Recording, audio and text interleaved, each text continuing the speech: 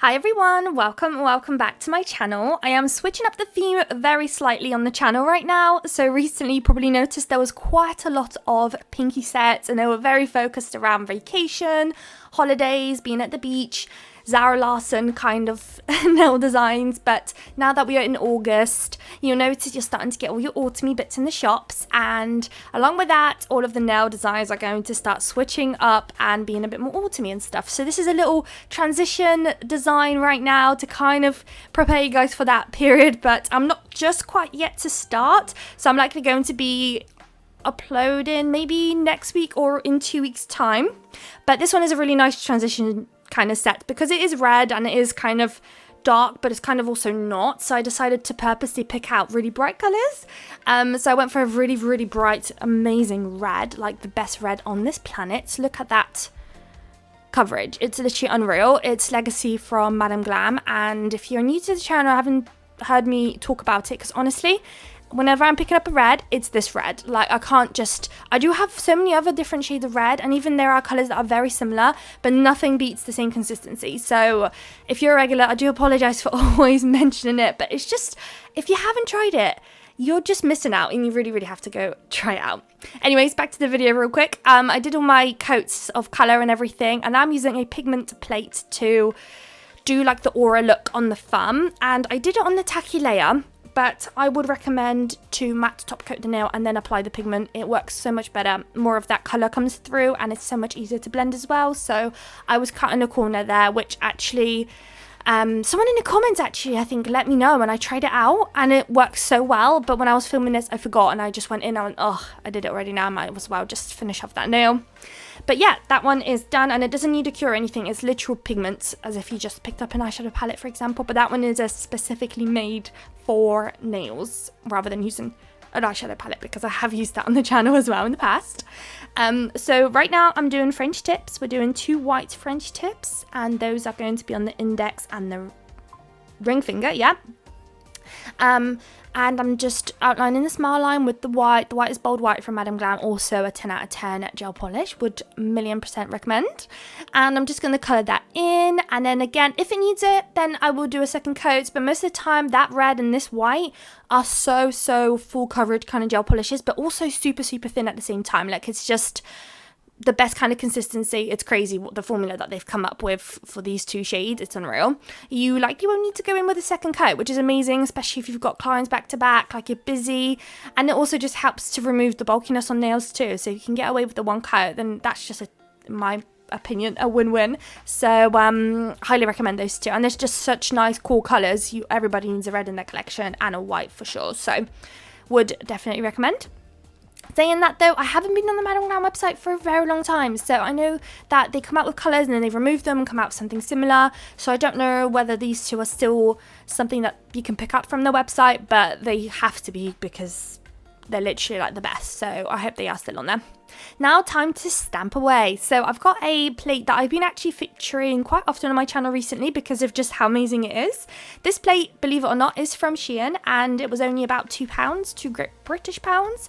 And it's amazing. The images that you get on this plate, these plates are very thoughtful. There are some companies out there where you get some very questionable images on there, where maybe 1 or 2 of them you would actually use, the rest is just makes you scratch your head thinking, why would you even print that onto a plate, and who's exactly using those?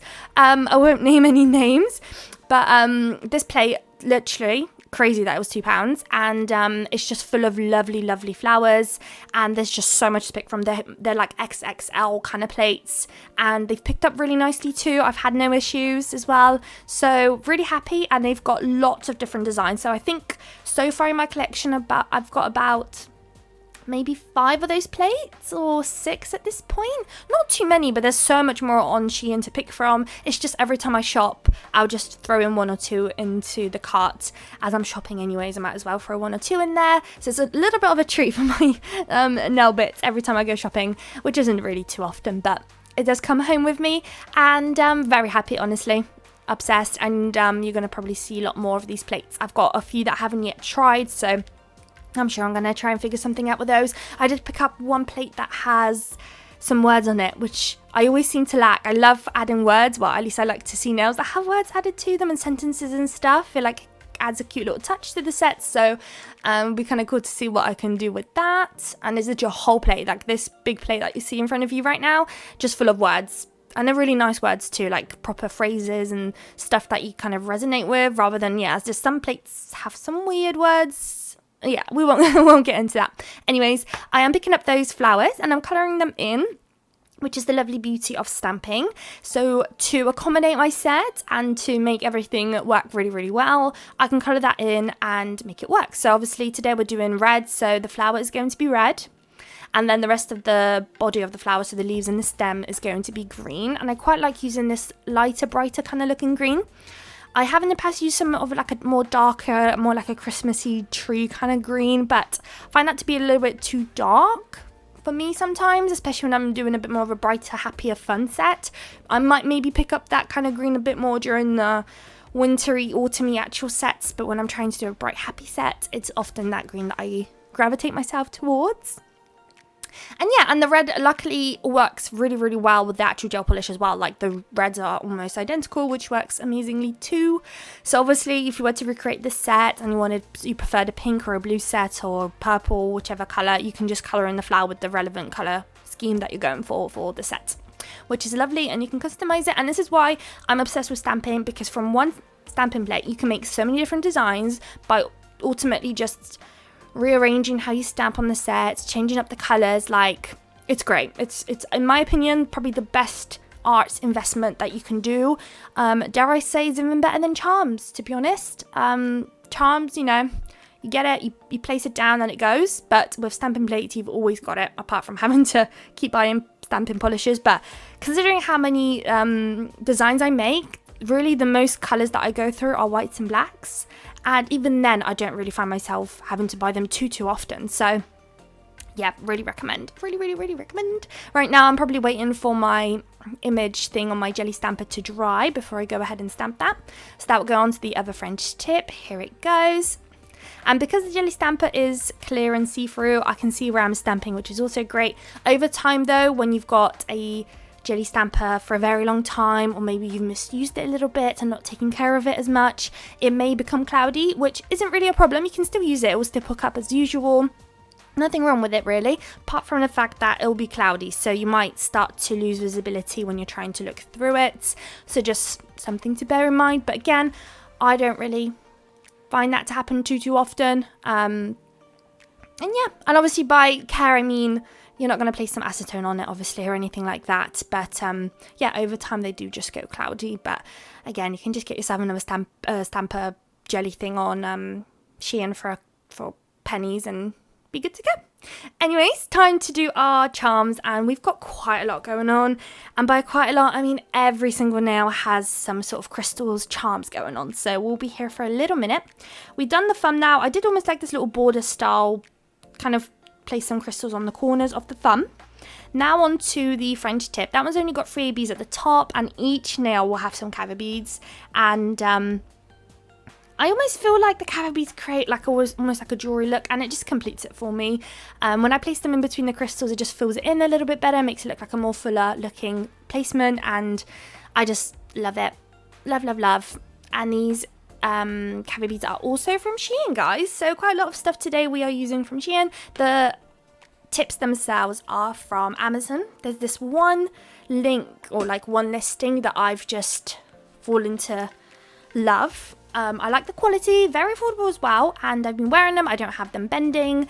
They're just great, and they're super affordable. I think I pay like $5.99 for a pack of it, like a plastic pack. I think I've probably shown you on the vlog or so on my channel before, but yeah, amazing. I've actually ordered a different shape today, so it will likely come tomorrow.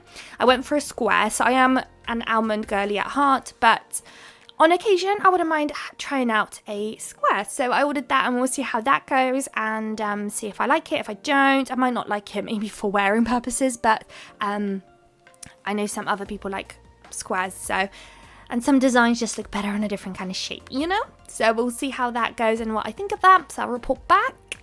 We are now on the other fringe tip now, and the same kind of placement applies right at the top there. Sometimes I like to call that placement like a tiara or like a crown on top of the nail, because it looks like that sometimes right at the top of the nail. But here it is. And then lastly, we've got 2 nails. Or did I already do the pinky? I might have already done the pinky. I think we've only got the middle one left. And with the middle one, it's the same kind of placement as we done on the thumb. So envision you've got that little pink aura bit in the middle, and then place the same kind of placement on the corner there and the one below. Same thing, caviar beads. I'll cut the footage short there now because we're just repeating ourselves. And then once that's done, we're going to top coat, and we are top coating with a glossy top coat from McCart. Now, I do like to glossy top coat my crystals in place. It just helps with the retention, doesn't fall doesn't fall off at all. So I've had some really good track record with this. Does it alter the look ever so slightly, but not enough to bother me or anyone I've been doing nails for. So happy days. I know that there's also different methods on how to keep the crystals in place. So if you have a great method, let me know in the comments, and I'll be willing to try it out and kind of let you know what I think of it. But for now, that's what I've been doing. Then lastly, just to finish the set off, I'm going to do some 3D lines with some rhinestone glue gel. This one is from McCart. And in the middle nail, we're going to do 3 lines. And I've done this on a couple sets now on my channel. This one kind of came from some holiday vacation nails, but I kind of wanted to pull it through onto this set because I just like the look of it. I really dig it, and I kind of want to see if I can also bring it into some autumny sets and see how that goes, and whether or not it works or not, or if it's really just bringing vacation holiday vibes again. But that's the bit on the pinky. Then that will go into lamp for a double cure. I like to double cure these, and then that will be the set done. Here are the final results. Hope you guys liked it. If you did, please don't forget to like, comment and subscribe, and I'd love to see you all in my next video. Bye guys.